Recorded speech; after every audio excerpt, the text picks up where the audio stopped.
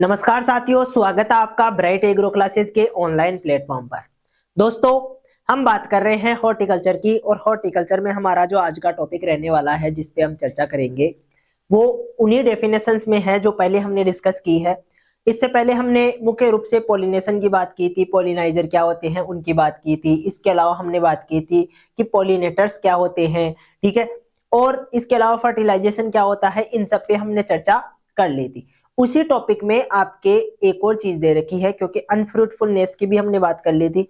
अब उसी से संबंधित एक और चीज है कि जो पार्थेनोकार्पी होती है वो क्या होती है, वो किस प्रकार से जो जो अपने फ्रूट है उनको प्रभावित करती है। और क्योंकि ये छोटा सा टॉपिक है तो साथ में हम कुछ बात हम इरिगेशन की भी करेंगे, ठीक है। इरिगेशन क्या होता है, कौन कौन से मेथड हम हॉर्टिकल्चर में इरिगेशन के काम में लेते हैं, उन सब पे हम चर्चा करने वाले हैं, ठीक है। तो शुरू करते हैं। सबसे पहले हम बात करते हैं कि पार्थेनोकार्पी क्या है। पार्थेनोकार्पी नाम सुना होगा आपने। इसको हिंदी में बोलते हैं एनिसेक फलन। क्या बोलते हैं? एनिसेक फलन। तो हिंदी में आप इसको अच्छे से समझ सकते हो। एनिसेक फलन का मतलब है बिना निषेचन के फल का निर्माण होना। क्या? जब फ्रूट तो बनेगा उसमें, लेकिन विदाउट फर्टिलाइजेशन, बिना निषेचन के फ्रूट बनेगा, उस चीज को हम क्या कहते हैं? पार्थेनोकार्पी कहते हैं। यानी कि फ्रूट डेवलपमेंट, ठीक है, फ्रूट डेवलपमेंट विदाउट फर्टिलाइजेशन, या कहीं पे आपको लिखा हुआ मिल सकता है पोलिनाइजेशन, ठीक है। पोलिनेशन भी आपको, पोलिनाइजेशन सॉरी, पोलिनेशन भी आपको कहीं पे लिखा हुआ मिल सकता है। फर्टिलाइजेशन का मतलब हो गया निषेचन, जो कि मैंने समझाया भी था आपको कि जो पोलन ट्यूब होती है उसमें से दो जो जो जाइगोट होते हैं, हम उनको क्या बोलते हैं, मुख्य रूप से हम कहते हैं कि नर जाइगोट होते हैं, वो नर युग्मक होते हैं जो आके आकर क्या होते हैं, अंडाशय की जो कोशिका है, एग सेल है, उससे आकर मिलते हैं, और इसी को हम कहते हैं निषेचन। तो बिना निषेचन के फल का निर्माण होने का फायदा क्या है? क्योंकि फल में आपको सीड नहीं देखने को मिलेगा, क्योंकि निषेचन के बाद में क्या बनते हैं? सीड बनता है। और जब निषेचन ही नहीं होगा, फर्टिलाइजेशन नहीं होगा, तो इसका मतलब है उसमें क्या नहीं देखने को मिलेगा? सीड नहीं देखने को मिलेगा।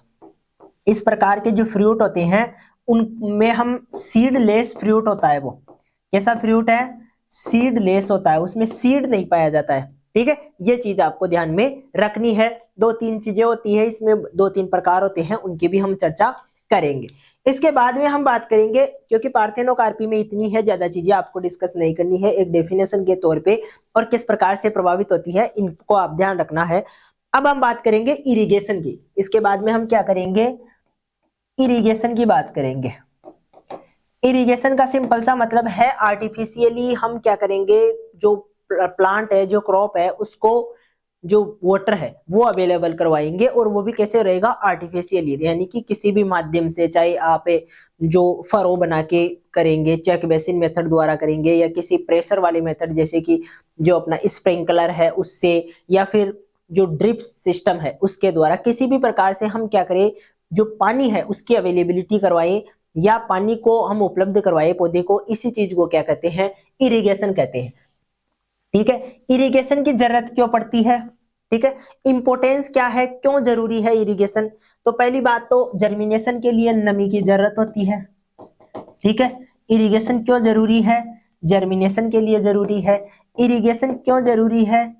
टिलेज के लिए जरूरी है, क्योंकि जब हम टिलेज करते हैं, जब फील्ड को तैयार करते हैं, तो उसमें एक लेवल की मॉइस्चर होना जरूरी है, नहीं तो पबल्स बनते हैं, बहुत ज्यादा मोटे मोटे ढेले बन जाते हैं, जिसकी वजह से फील्ड खराब हो जाता है। तो जो ऑप्टिमम लेवल ऑफ मॉइस्चर है वो होना जरूरी है।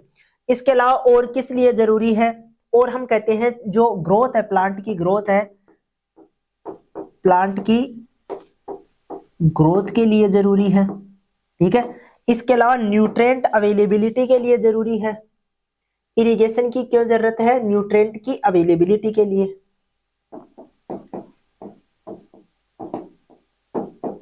न्यूट्रिएंट एब्जॉर्प्शन बोल सकते हैं उसको, ठीक है। अब न्यूट्रिएंट एब्जॉर्प्शन का पानी से क्या संबंध है? तो हम ये कहते हैं कि पानी और न्यूट्रिएंट मिलकर एक विलियन बनाते हैं। विलियन का मतलब सॉल्यूशन तैयार करते हैं, और उसी सॉल्यूशन से आगे चल के न्यूट्रिएंट जो होते हैं वो जो रूट है उसके अंदर आते हैं। ठीक है, पहले तो मिट्टी के अंदर पानी और जो न्यूट्रेंट है वो एक सॉल्यूशन तैयार करेंगे, उस सॉल्यूशन के पास में से जो रूट है वो गुजरेगी, तो रूट उस सॉल्यूशन में से क्या करेगी, जो आयंस है, जो इसको आवश्यक आयन है वो क्या कर लेगी, एब्जॉर्ब कर लेगी, अपने अंदर ले लेगी। इस प्रकार की प्रक्रिया होती है। तो सॉल्यूशन बनाने के लिए क्या जरूरी है, वाटर जरूरी है, तो एब्जॉर्प्शन के लिए भी क्या जरूरी है, वाटर जरूरी है। इसके अलावा जो माइक्रोब्स होते हैं, जो माइक्रो न्यूट्रिएंट्स है, माइक्रो न्यूट्रिएंट्स का मतलब माइक्रो ऑर्गेनिज्म है, वो क्या करते हैं, शोषण करते हैं। इसके अलावा और भी बहुत सारी प्रक्रियाएं हैं, जनन करते हैं, डिकम्पोजिशन का काम करते हैं। इन सब में क्या होता है, वाटर की आवश्यकता होती है, वाटर की नीड होती है, तो उनके लिए भी क्या है, वाटर की जरूरत पड़ती है। ठीक है, इसके अलावा डिकम्पोजिशन, जो हम ऑर्गेनिक मैटर डालते हैं, जब तक उसका डिकम्पोजिशन नहीं होगा तब तक न्यूट्रिएंट प्राप्त नहीं होंगे पौधे को। वो जो हम ऑर्गेनिक मैटर डालते हैं मिट्टी में, वो धीरे धीरे पहले डिकम्पोज होता है, डिकम्पोजिशन के बाद में जो यौगिक है, जो कंपाउंड है, वो टूटते हैं, टूटकर फिर न्यूट्रिएंट पौधों को उपलब्ध होता है। तो पौधों को न्यूट्रिएंट उपलब्ध होने के लिए जरूरी है कि पौधों में क्या होना चाहिए, पहले डिकम्पोजिशन, जो मिट्टी है, सॉइल है, उसमें डिकम्पोजिशन होना जरूरी है। तो इन सभी चीजों में किसकी जरूरत है, पानी की जरूरत है। इसलिए हम कहते हैं कि इरिगेशन के द्वारा पानी अवेलेबल करवाना जरूरी होता है। ठीक है, जहां पर बरसात ज्यादा होती है, बार बार जो रेनफॉल आता है वो होता रहता है, तो वहां पर इरिगेशन की जरूरत नहीं पड़ती है। लेकिन एरिड और सेमी एरिड रीजन, ठीक है, दो प्रकार के जो रीजन है, एक तो मुख्य रूप से एरिड रीजन जहां पर बारिश बिल्कुल कम होती है, और एक सेमी एरिड रीजन जहां पर बारिश मिनिमम अमाउंट में होती है, कम होती है। ठीक है, एक लेवल तक की होती है, उसको हम सेमी एरिड रीजन कहते हैं।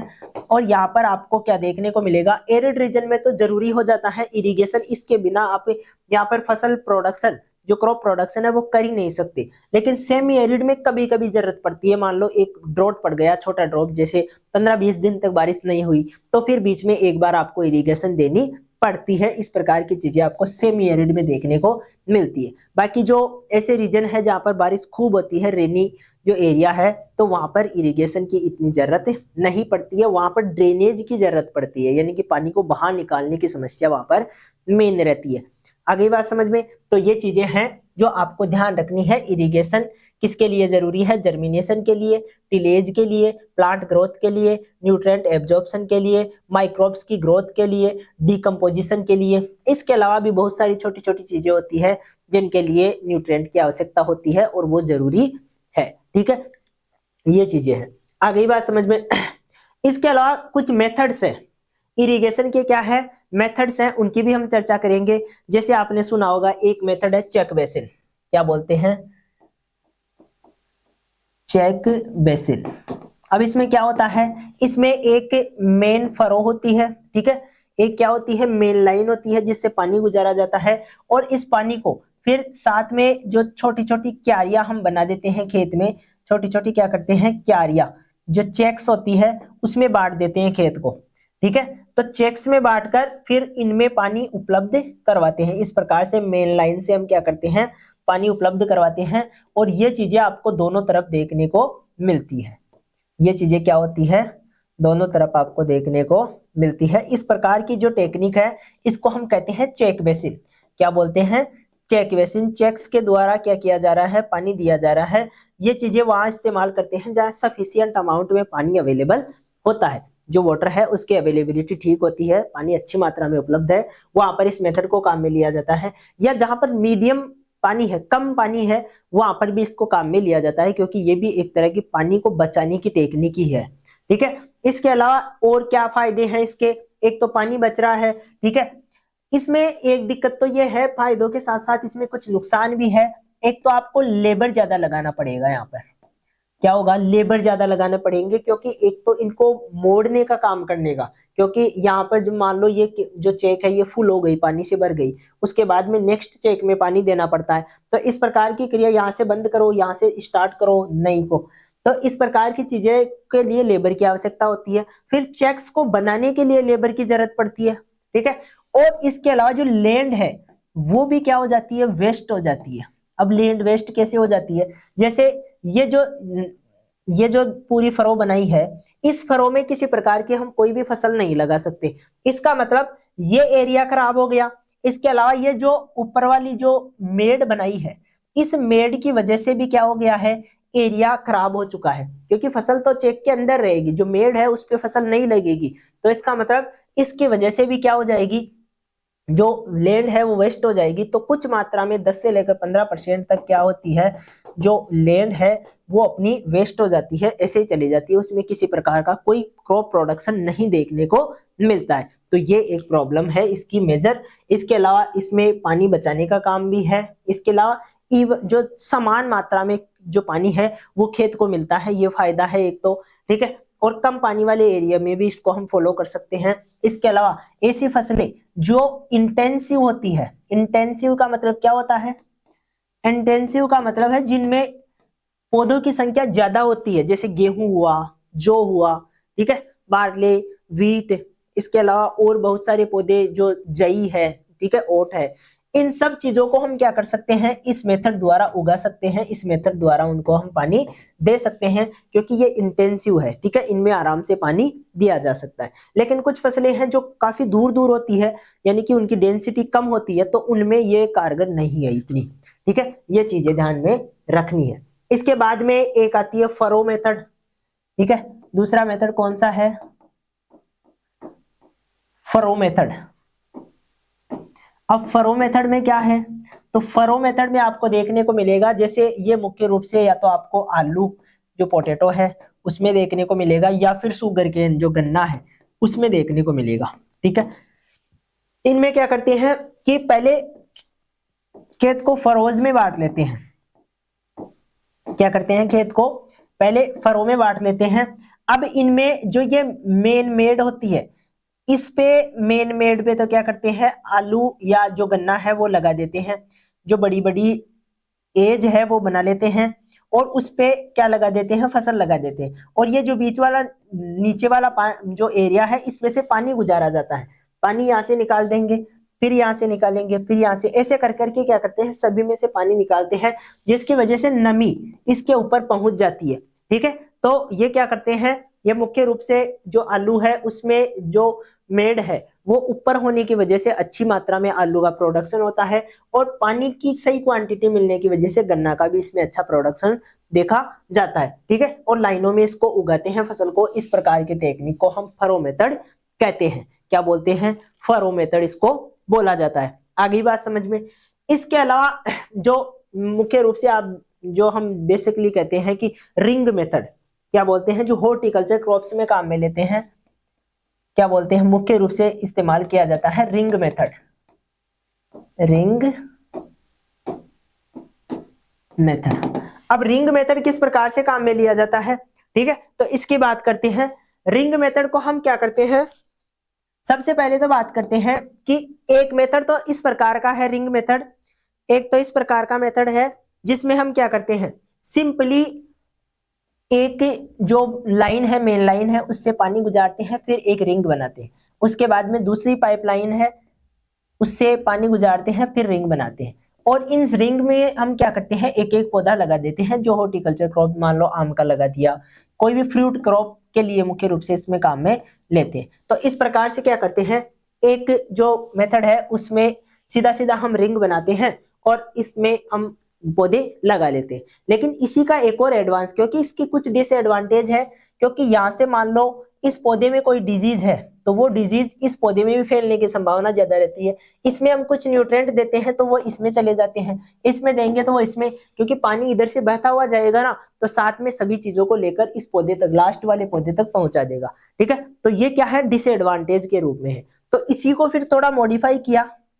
मॉडिफाई कैसे किया, इसमें क्या कर दिया, एक कॉमन लाइन बना दी जिसमें से मेन लाइन में से पानी गुजरेगा, और जो सब लाइन बना के फिर जो प्लांट है उनको पानी देना स्टार्ट कर दिया। इस प्रकार से दो जो पौधों की लाइन है उनके बीच में एक लाइन किसकी बना दी, जो अपना मेन पाइप होता है उसकी लाइन बना दी, और साइड में क्या लगा दिए, पौधे।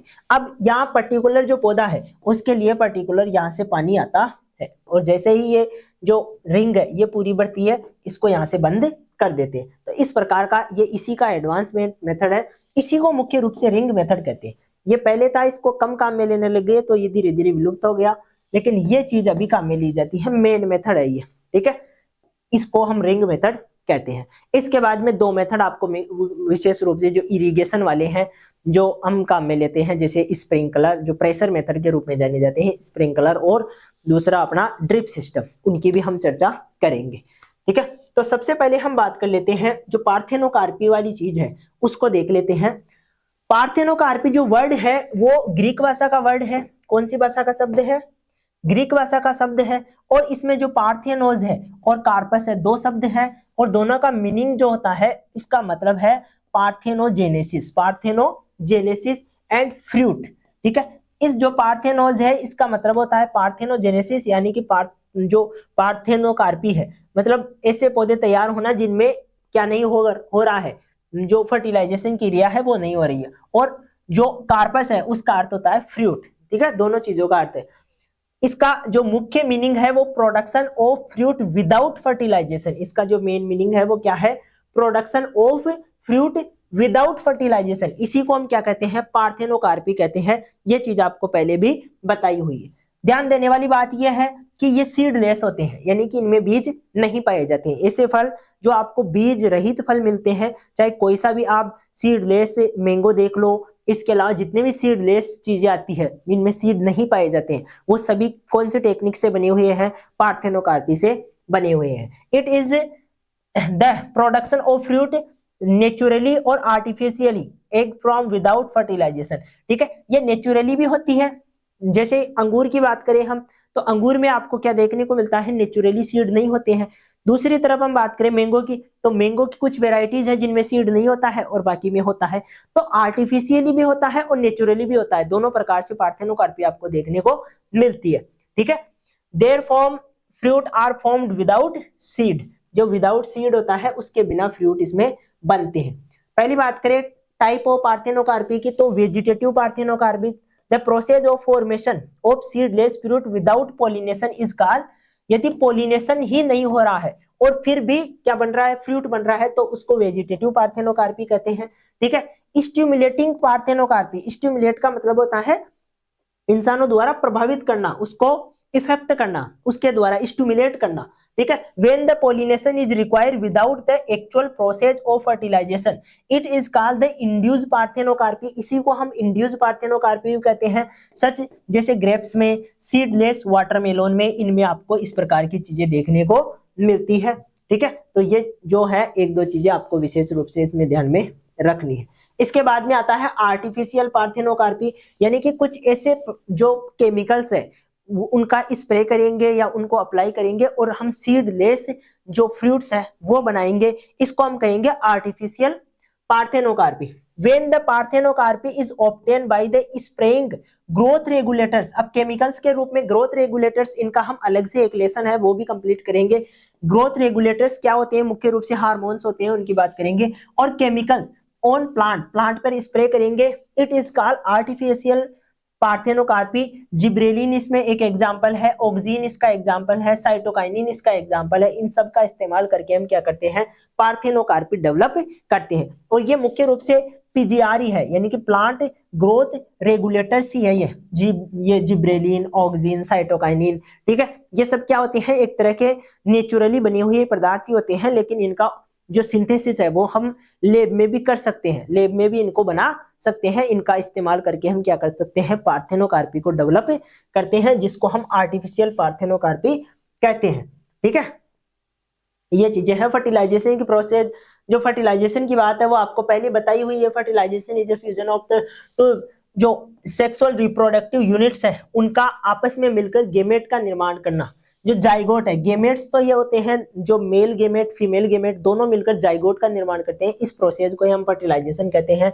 पहले ये डिस्कस की हुई चीज है, तो आपको ज्यादा इसमें ध्यान नहीं देना है। मुख्य रूप से हमारा काम आज इसमें पार्थेनोकार्पी का था, जो हमने कंप्लीट कर लिया है। अब हम बात करेंगे इरिगेशन की। किसकी बात करेंगे?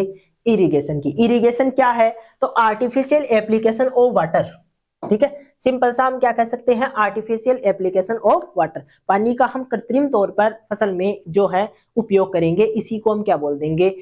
इरिगेशन बोल देंगे, ठीक है। जरूरी है जो एरिड रीजन है, सेम एरिड रीजन है वो आपके लिए, ठीक है।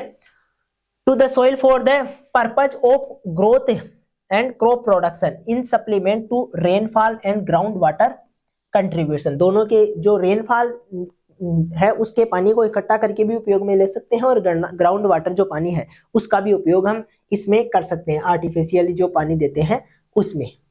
आगे बात समझ में, नीड क्यों जरूरत है, क्यों जरूरत है, तो meet the water requirement of plant, जो वाटर की रिक्वायरमेंट है उसको पूरा करने के लिए। इनसफिशिएंट रेन, यदि बरसात कम हो रही है तो हम फिर क्या करेंगे, आर्टिफिशियल जो अपना जो इरिगेशन है वो करवाएंगे। Rain not falling on time, यदि बरसात तो हो रही है लेकिन टाइम पे नहीं हो रही है, जिस टाइम पे आप चाहते हो उस टाइम पे नहीं हो रही है, तो फिर हम इरिगेशन करते हैं। इसके अलावा डू इंटेंसिव फार्मिंग, जब हम इंटेंसिव फार्मिंग करते हैं यानी कि बहुत ज्यादा फसलें एक साथ, दो या दो से फसलों को हम एक साथ उगाते हैं और बहुत डेंसिटी ज्यादा रखते हैं, उनकी डेंसिटी ज्यादा रखते हैं, तब फसलों को ज्यादा रिक्वायरमेंट होती है पानी की, ठीक है। तो उसके लिए हम आर्टिफिशियल पानी की रिक्वायरमेंट को पूरा करते हैं, ठीक है। Protecting plant from frost and heat, जैसे कि आपने देखा होगा गर्मियों के टाइम पे लू चलती है जिसको हम हीट बोलते हैं, और सर्दियों के टाइम पे फ्रोस्ट जो पाला गिरता है वो होता है। तो पानी से हम क्या करते हैं, जो लू के टाइम पे यदि लू चल रही है तो पानी का छिड़काव करके हम क्या कर सकते हैं, जो फसल है उसको लू से बचा सकते हैं। और दूसरा हम ये कह रहे हैं कि फ्रोस्ट से जब सर्दियां हैं तो सर्दियों के टाइम पे जिस टाइम पे पाला जम रहा होता है उस टाइम पे यदि एक बार हम इरिगेशन करते हैं तो पानी की वजह से क्या होता है, टेम्परेचर थोड़ा मेंटेन हो जाता है और जो फसल है वो सर्वाइव कर जाती है फ्रोस्ट में, ठीक है। तो इस प्रकार की चीजें देखने को मिलती है। Destruction of water by flowing into a lower layer of soil, ठीक है। इस प्रकार की जो परकोलेशन से होने वाला जो पानी का लॉस है उसको पूरा करने के लिए भी हम क्या कर सकते हैं, जो है इरिगेशन कर सकते हैं। और इरिगेशन का क्या इंपॉर्टेंस है, ठीक है, नीड यानी कि आवश्यकता क्यों है और इंपॉर्टेंस क्या है, दोनों में अलग अलग चीजें हैं। क्योंकि पौधा लगभग 80 to 90% किससे मिलकर बना हुआ है, पानी से मिलकर बना हुआ है, तो पानी की रिक्वायरमेंट तो पौधे को होनी ही है, ठीक है। इसके अलावा seed can not be germinate, यानी कि जर्मिनेशन के लिए पानी की जरूरत होती है। Cytoplasm is main basis of survival every living organism because it is enables cell division and activation of various cells। 80 to 90% of cytoplasm is water, यानी कि मुख्य रूप से जो सेल होती है, सेल के अंदर जो साइटोप्लाज्म पाया जाता है उसमें 80 to 90% वाटर होता है। और ये जो वाटर है वो इंपॉर्टेंट होता है, इससे कम होने पर हम कहते हैं कि सेल डिवीजन नहीं कर पाती है, नई सेल्स नहीं बन पाती है, जिसकी वजह से प्लांट में ग्रोथ नहीं होती है, ठीक है। न्यूट्रिएंट एब्जॉर्प्शन में काम में आता है, न्यूट्रिएंट को मिट्टी से उठाने में काम में आता है। फोटोसिंथेसिस में काम में आता है, ठीक है। जो प्लांट्स की बॉडी है उसके टेम्परेचर को मेंटेन करने में काम में आता है। जब इवापोरेशन होता है, ठीक है, इवापोरेशन के थ्रू प्लांट अपने आप को ठंडा करता है, ठीक है। तो ये चीजें देखने को मिलती है, पानी से ही होता है। इसके अलावा और इंपॉर्टेंट जो एक्टिविटीज है उनके लिए, ट्रांसपायरेशन के लिए, रेस्पायरेशन के लिए, इनके लिए पानी की जरूरत होती है। A necessary amount of moisture remain necessary for various benefits micro organism, जो मिट्टी में जो माइक्रो ऑर्गेनिज्म है उनके लिए भी मिट्टी की जो पानी है उसकी जरूरत होती है। Water is also required to improve salinity and barren soil, जो जहाँ की लैंड खराब होती है या जहाँ पर जो सेलाइन मिट्टी होती है जिसमें साल्ट ज्यादा होते हैं, उस मिट्टी को सुधार के लिए भी हम पानी का इस्तेमाल करते हैं। ये चीज भी आपको ध्यान में रखनी है, ठीक है। आगे बात समझ में। इसके बाद में हम बात करते हैं जो मेथड्स है उनकी बात करते हैं। चेक बेसिन की हमने अच्छे से बात की है। In this method the entire field divide into the small square and rectangular beds। जो बेड्स होती है, चेक्स होती है, छोटी छोटी चेक्स बना लेते हैं हम पूरे खेत में। उसके बाद में जो प्रत्येक बेड है उनमें हम क्या करते हैं, पानी देकर कैनाल के द्वारा पानी देते हैं और उनको पूरा भर देते हैं। इस प्रकार से हम कैनाल्स में जो मुख्य रूप से ट्रीज होते हैं वो 2 से 4 ट्री होते हैं या छोटी फसलें होती है तो वो लगाकर, सब्जियां लगाकर उनको हम पानी देते हैं। ये चेक बेसिन है। इसका चित्र भी आपको देखने को मिलेगा इस प्रकार की। ये क्या होती है, सप्लाई चेन है, ये पानी को सप्लाई कर रही है। ये मेन कैनाल है, इसमें से हम दोनों तरफ क्या करते हैं, पानी को पहुंचाने का काम करते हैं, जो कि आपको अच्छे से बताया भी गया है। इसके बाद में दूसरा है furrow method.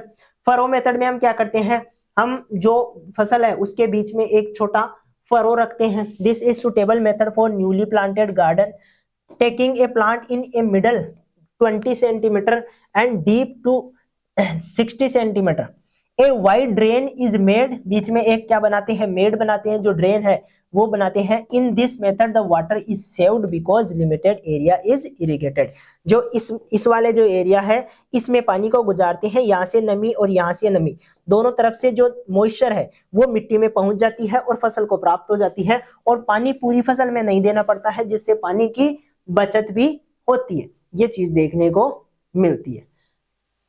Ring basin method, ring basin में हम मुख्य रूप से प्लांट्स में काम में लेते हैं, जो बड़े वृक्ष है उनमें काम में लेते हैं। एक सप्लाई चेन होती है, सप्लाई चेन से हम पानी को डाइवर्ट करके फील्ड कैनाल बनाते हैं और एक एक पौधे में क्या करते हैं, पहुंचाते हैं। ठीक है, यही मेथड था पहले जो हम डिस्कस कर चुके हैं, उसमें कुछ दिक्कत थी तो उसको बाद में मॉडिफाई करके इस प्रकार का मेथड बना दिया गया है। ये चीज आपको ध्यान में रखनी है। ठीक है, सिंपल मेथड है, ज्यादा दिमाग लगाने वाली बात नहीं है। ठीक है, इस प्रकार से खेत को चारों ओर सभी जो लाइनें होती है उनमें बांट लेते हैं। बेसिन सिस्टम, फ्लड इरिगेशन, ये भी ध्यान रखना है। ए बेसिन सिस्टम में क्या करते हैं, पहले इसको देख लेते हैं। Basin system, A basin of proportional size is made the separate of plant. The basin are connected each other through the irrigation drain and basin of irrigated the water reach the other basin. ये कुछ खास नहीं है, वैसा ही जैसा हमने अभी बात की थी रिंग बेसिन की, उसी प्रकार का मेथड है, जिसमें एक जो नालियां है वो बना दी जाती है और जहां पर क्रॉस करती है वहां पर क्या करते हैं, पौधे उगा दिए जाते हैं। इतना इंपॉर्टेंट नहीं है। ये फ्लड वाला है, ये मुख्य रूप से वहां पर इस्तेमाल किया जाता है जहां पर अधिक बरसात होती है, या मान लो जहां पर पानी की अवेलेबिलिटी काफी होती है। ठीक है, जहां पर पानी की क्या होती है, अवेलेबिलिटी होती है, वहां पर इसमें क्या करते हैं, खेत का जो एक किनारा है वहां से पानी स्टार्ट करते हैं और पूरे खेत में फैलने देते हैं। जब तक पूरा खेत पानी से नहीं भर जाए तब तक उसमें हम पानी चलाते रहते हैं। ये वहां पर जहां पर नहरें होती है, जो केनाल्स होती है, वहां पर इस मेथड को हम काम में लेते हैं, क्योंकि वहां पर पानी की जो मात्रा है वो खूब होती है। ठीक है, तो पानी जहां पर ज्यादा होता है वहां पर फ्लड इरिगेशन या फ्लड सिस्टम काम में लिया जाता है। फ्लड का मतलब होता है बाढ़। तो पानी जो खेत है उसमें एक तरह की बाढ़ ही ला दी जाती है, चारों ओर से क्या कर देते हैं, पानी को पूरा जो खेत है उसको पूरा भर देते हैं। जैसे कि राइस फील्ड देखा होगा आपने कभी, राइस के फील्ड में पानी भरा रहता है, ठीक है, हमेशा ही। तो इस प्रकार की टेक्निक हम वहीं पे काम में लेते हैं, जो राइस हुआ, गेहूं हुए, और जहां पर पानी की ज्यादा मात्रा होती है वहां पर इस मेथड को हम काम में लेते हैं। ठीक है, ये देख भी सकते हो आप, इसमें पूरे खेत में ही पानी भरा हुआ है। इस प्रकार की चीजें आपको देखने को मिलती है। ये पिक्चर सिस्टम है। पिक्चर सिस्टम में क्या करते हैं, जो घड़े होते हैं, जो घड़े होते हैं उनको हम खेत में गाड़ देते हैं, मिट्टी में दबा दे देते हैं। उसके बाद में जो घड़े हैं उनसे क्या करते हैं, पानी को भर देते हैं। अब इनसे क्या निकलेगा, पानी चारों ओर निकलेगा और मिट्टी में फैल जाएगा। यहाँ पर हम क्या लगा देते हैं, पौधे लगा देते हैं। ठीक है, चारों ओर क्या कर देते हैं, पौधे लगा देते हैं। और ये पानी को बचाने का मेथड है। वाटर को क्या करता है, सेव करता है। जहां पर पानी की बहुत ज्यादा कमी होती है, जैसे कि डेजर्ट इलाके हैं, वहां पर आपको, डेजर्ट जो एरियाज है वहां पर आपको ये मेथड देखने को मिलेगा। और इसमें पानी की बहुत ही कम मात्रा काम में आती है, इसलिए हम कहते हैं कि पानी बचाने में सबसे इफेक्टिव है ये। कैसा है, सबसे इफेक्टिव, यानी कि जो बूंद बूंद सिंचाई है उससे भी यदि हम एडवांस देखें तो वो ये पानी बचाने का मेथड है, जिसमें हम क्या कर सकते हैं, घड़ों का इस्तेमाल करते हैं और उसमें उनमें पानी भर देते हैं। पानी धीरे धीरे दूर तक पहुंच जाता है और इस प्रकार की चीजें आपको देखने को मिलती है। ठीक है, ये मुख्य रूप से जो एक क्यारी होती है, छोटी क्यारी होती है, उसमें दो या तीन घड़ी हम क्या करते हैं, दबा देते हैं और उनको पानी से भर देते हैं। आसपास वाली जितनी भी क्रॉप्स होती हैं उनको यहाँ से पानी, जो नमी है वो फैलती हुई चारों ओर मिट्टी में फैल जाती है, जिसकी वजह से पौधों को अच्छे से पानी प्राप्त होता है। ये चीज देखने को मिलती है। ठीक है, इसको हम पिक्चर मेथड बोलते हैं। देखो, इस प्रकार से बड़ा पौधा लगाना चाहे तो वो भी लगा सकते हैं इसके पास में, और छोटे पौधे भी हम लगा सकते हैं। ठीक है, तो ये मेथड थे जो मुख्य रूप से हमने डिस्कस किया है। इसके बाद में आपके दो मेथड और बचते हैं जो इंपॉर्टेंट है, उनको और हम ब्रॉडली अच्छे से पढ़ेंगे कल। ठीक है, इसके साथ में जो फर्टिलाइजर एप्लीकेशन की जो मेथड्स हैं उनको भी हम कल कवर कर लेंगे। ठीक है, इसमें मुख्य रूप से जो दो मेथड बच रहे हैं उनमें एक तो ड्रिप इरिगेशन और दूसरा स्प्रिंकलर। दोनों ही प्रेशर वाली मेथड है, यानी कि प्रेशर से हम क्या करते हैं, पानी को अप्लाई करते हैं और उसके बाद में वो बरसात के रूप में या बूंद बूंद के रूप में पौधों को प्राप्त होता है, जिसको हम और अच्छे से कल देखेंगे। ठीक है, तो मिलेंगे नेक्स्ट क्लास में, तब तक के लिए धन्यवाद।